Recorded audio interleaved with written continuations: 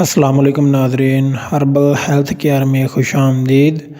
ناظرین، ہماری جو آج کی ویڈیو ہے وہ ہے سرط انزال کے بارے میں۔ سرط انزال ایک ایسی بیماری ہے جس کے اندر منی جو ہے وہ پتلی پانی کی طرح ہو جاتی ہے اور مردانہ ٹائمنگ جو ہوتی ہے وہ بالکل ختم ہو جاتی ہے۔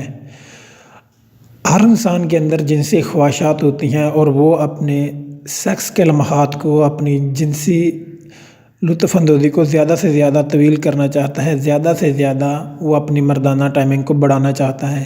تو اسی کے لیے آج ہم ایک خاص دیسی نسخہ لے کر آپ لوگوں کی خدمت میں حاضر ہوئے ہیں، جو کہ دیسی طریقہ استعمال کو آپ استعمال کرتے ہوئے آپ اپنی مردانہ طاقت بڑھا سکتے ہیں۔ تو چلتے ہیں آج کے نسخے کی طرف، مگر نسخہ شروع کرنے سے پہلے اگر آپ نے ابھی تک ہمارا چینل سبسکرائب نہیں کیا تو چینل سبسکرائب کر کے بیل آئیکن کا بٹن دبا دیں تاکہ ہماری تمام ویڈیوز آپ تک پہنچ سکیں۔ تو چلیں شروع کرتے ہیں آج کا نسخہ۔ تو ناظرین، یہ نسخہ آپ لوگوں کے سامنے اسکرین کے اوپر شو ہو رہا ہے، آپ نے یہ اجزاء لینے ہیں۔ تو شروع کرتے ہیں آج کا نسخہ۔ نسخہ الشفا سنگاڑا خشک، یہ لینا ہے آپ نے 20 گرام۔ پھلی کیکر، یہ بھی آپ نے لینی ہے 20 گرام۔ موچرس 20 گرام۔ مغز تمر ہندی، یہ بھی آپ نے لینا ہے 20 گرام۔ لجونتی لینی ہے آپ نے 20 گرام۔ تخم کنب لینا ہے آپ نے 20 گرام۔ شقاقل مصری، یہ بھی آپ نے لینی ہے 20 گرام۔ بیچ بند، یہ بھی 20 گرام۔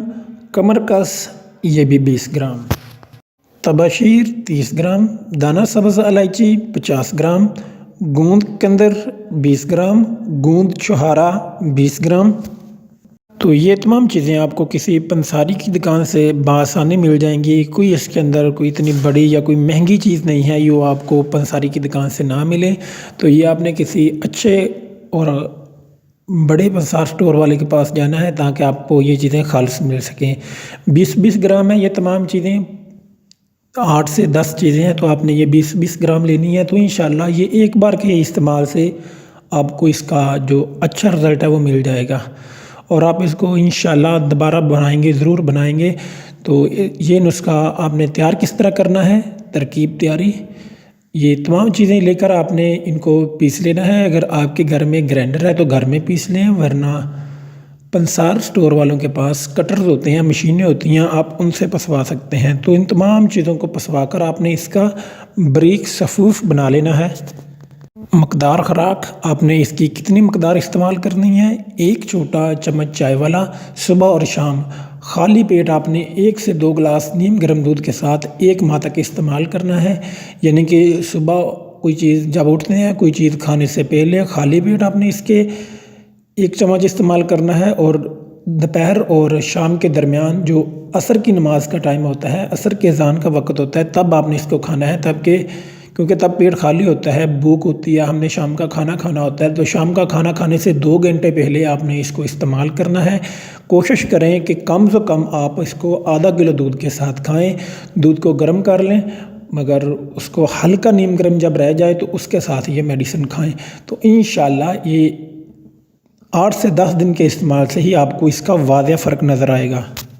فوائد، ویسے تو اس کے بے شمار فوائد ہیں، مگر اگر آپ لوگ کسی اپنی عورت کے ساتھ سیکس کرتے ہیں اور آپ دخول سے پہلے فارغ ہو جاتے ہیں، آپ کے اندر وہ جنسی لذت ہوتی ہے، مگر آپ کی منی جو ہے وہ پانی کی طرح پتلی ہوتی ہے، جس کی وجہ سے جب انتشار عورت کے پاس جاتے ہیں تو انتشار ہو جاتا ہے۔ اس کے لیے بہترین علاج ہے، اور مزید سرط انزال، وقت سے پہلے فارغ ہو جانا، جریان آپ پیشاب کے ساتھ قطرے آنا، اختلام، رات کو کپڑوں کا خراب ہونا، اس کے لیے یہ بہت ہی معجرب دوا ہے، اور یہ قدرتی امساک یعنی کہ قدرتی ٹائمنگ پیدا کرتی ہے۔ اس کے لیے یہ ایک بے مثال ہے۔